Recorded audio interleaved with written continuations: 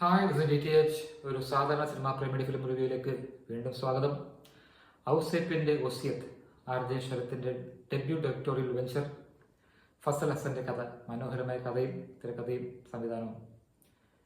വിജയരാഘവന്റെയും ദിലീഷ് പോത്തന്റെയും കലാഭവൻ ഷാജോണിന്റെയും ഹേമന്ത് മേനോന്റെയും കനി കുസൃതിയുടെയും സരിൻ ഷിഹാബിന്റെയും എക്സലന്റ് പെർഫോമൻസസ്.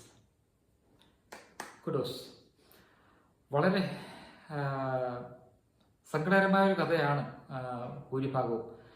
എനിക്ക് മനസ്സിൽ ഒരു ഭാരം വെച്ച കണക്കല്ലേ, ഒരു കല്ല് വെച്ച കണക്കുള്ള ഇതൊരു കഥാപാത്രം അങ്ങനെ പറയുന്നുണ്ട്. ആ ഒരു രീതിയിൽ മാത്രമേ നമുക്ക് ഈ പടം കണ്ടുപിടിക്കാൻ പറ്റൂ, അങ്ങനെ എനിക്ക് കണ്ടുപിടിക്കാൻ പറ്റുള്ളൂ. എന്ന് പറഞ്ഞാൽ വളരെ ഇമോഷണൽ ആയിട്ടുള്ള, എന്ന് വെച്ചാൽ നമ്മൾ കരഞ്ഞു പോകുന്ന സിനിമ അങ്ങനെയുമല്ല. എന്നാൽ ഇഷ്ടംപോലെ ഇമോഷൻസ്, എസ്പെഷ്യലി ഗിൽറ്റ്, റിമോസ്, അങ്ങനെയുള്ള വളരെ ഡീപ്പായിട്ടുള്ള, വളരെ ഹേർട്ട്ഫുൾ ആയിട്ടുള്ള ഇമോഷൻസ് കൈകാര്യം ചെയ്യുന്ന ഒരു സിനിമയാണ്.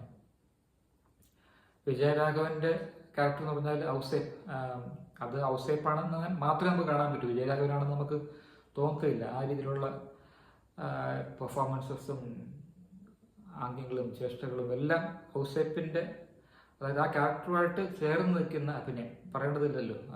അദ്ദേഹത്തിന്റെ ഓൺ സ്ക്രീൻ പ്രസൻസ് നമുക്കെല്ലാവർക്കും അറിയാവുന്ന കാര്യമാണ്.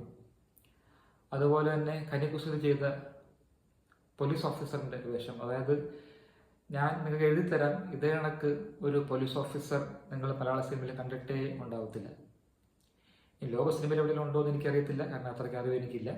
പക്ഷേ മലയാളം സിനിമയിൽ ഞാൻ ഉറപ്പിച്ചു പറയാൻ, ഇതേ കണക്കൊരു പോലീസ് ഓഫീസർ നിങ്ങൾ ഒരിക്കലും കണ്ടിട്ടുണ്ടാവത്തില്ല. അങ്ങനത്തെ ഒരു ക്യാരക്ടർ അത് കനികുസൃതി നല്ലപോലെ ചെയ്തിട്ടുണ്ട്. പക്ഷെ ആ ക്യാരക്ടർ എനിക്ക് വളരെ ഇഷ്ടപ്പെട്ടു. അതായത് ഒരു പോലീസ് ഓഫീസറാണെന്ന് തോന്നിക്കാത്ത രീതിയിലുള്ള, എന്നാൽ ഒന്നോ രണ്ടോ നോട്ടത്തിൽ അത് കാണിക്കുന്നുമുണ്ട്. വളരെ മനോഹരമായ ഒരു ക്യാരക്ടറൈസേഷനായിട്ട് തോന്നി എനിക്കത്. സരിൻ ഷിഹാബിന്റെ എല്ലാ പടത്തിലുള്ളൊരു പെർഫോമൻസ് കാണിക്കാനുള്ള ഒരു വേദി ഇവിടെ ഇല്ല. അതിനുള്ളൊരു റോളിന്റെ പരിമിതികളുണ്ട് ഇതിൻ്റെ അകത്ത്. പക്ഷേ എങ്കിലും സരിൻ ഷിഹാബ് നല്ലപോലെ ചെയ്തിട്ടുണ്ട്, ചെയ്ത കാര്യങ്ങൾ നല്ലപോലെ ചെയ്തിട്ടുണ്ട്. അപ്പൊ ഇവരെല്ലാം ദിലീഷ് പോത്തനായാലും കലാഭവൻ ഷാജോണായാലും ഇവരെല്ലാം ഒരുമിച്ച് സ്ക്രീനിൽ കാണുന്നത് തന്നെ ഒരു അനുഗ്രഹമായിട്ട് തോന്നി, ഒരു പ്രിവിലേജായിട്ട് തോന്നി.